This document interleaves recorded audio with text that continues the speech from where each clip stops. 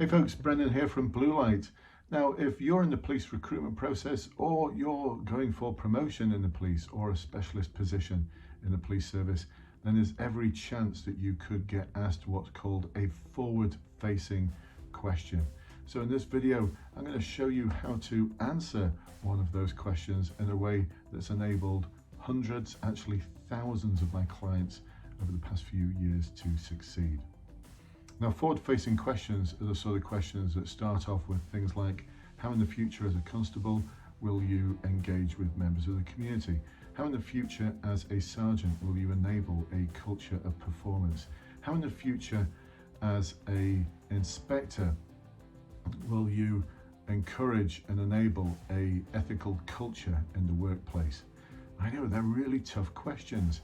And one of the things that happens and tends to happen, and this happened just last week I ran 2 workshops for officers who are going for promotion in the Warwickshire Constabulary. It's actually paid for by the Warwickshire Constabulary. So thank you for investing in your team, Warwickshire. So there's over 30 of them, individuals on those 2 days. And one of the things that they all said right at the very beginning of the 2 days was how confused they were about forward-facing questions and how to answer them. So this is going to help clear everything up for you. And it's quite a simple formula to answering these sort of questions, and it goes just like this: why, how, and what. Why, how, what. Really, really simple.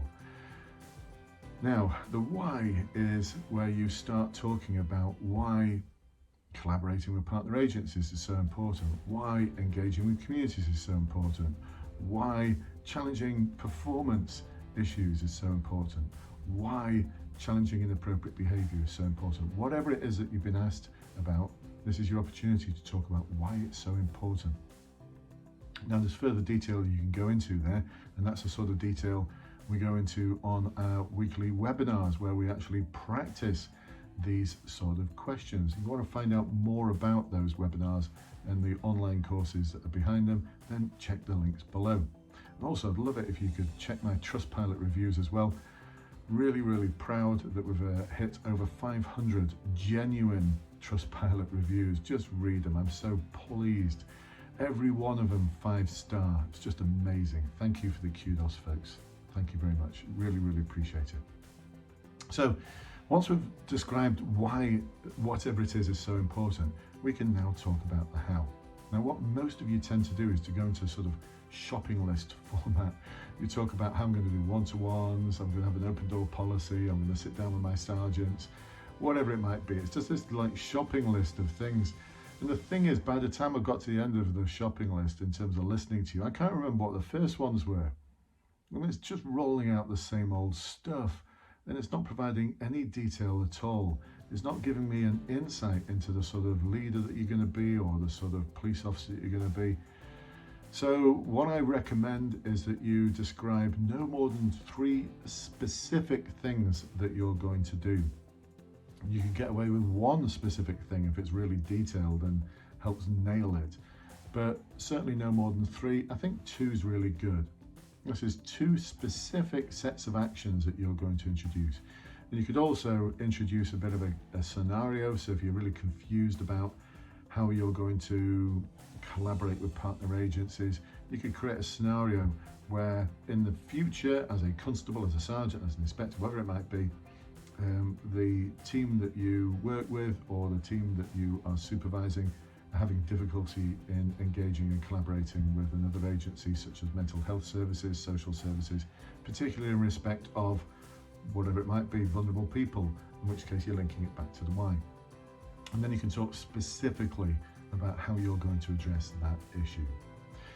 Now, another question I often get asked is, can I introduce something? Because if I'm already doing that, can I introduce something about what I'm already doing? And yes, I think that adds a lot of kudos to your answer, but you've got to be really careful, because what a lot of people have done in the practice sessions is they've gone into an answer which would be, can you tell me about a time in the past where you've worked collaboratively, challenged inappropriate behaviour, whatever the thing might be.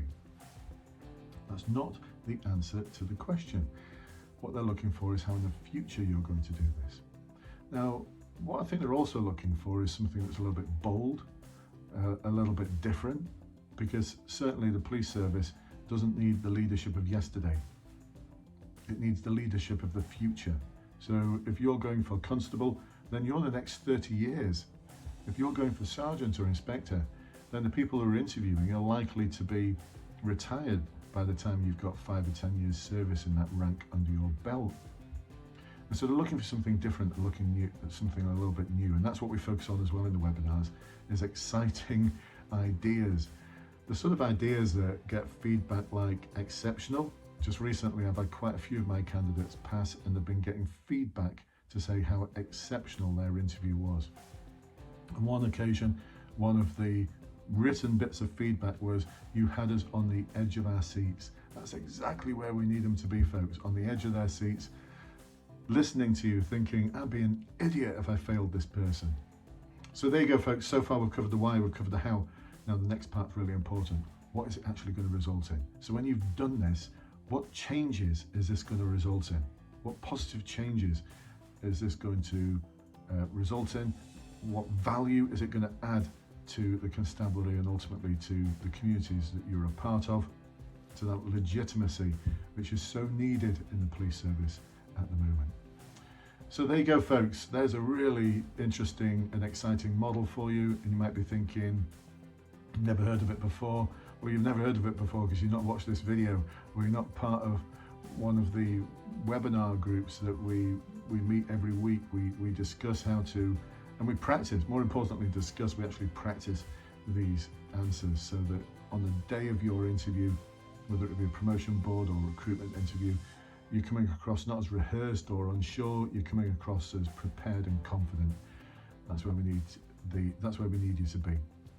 So check the links below, folks, to all of the resources that are going to help you get there. And please do like and subscribe, because I'm dropping a video like this every couple of days. And if you've got any questions, please ask in the comments and I'll do my very, very best to get back in touch with you.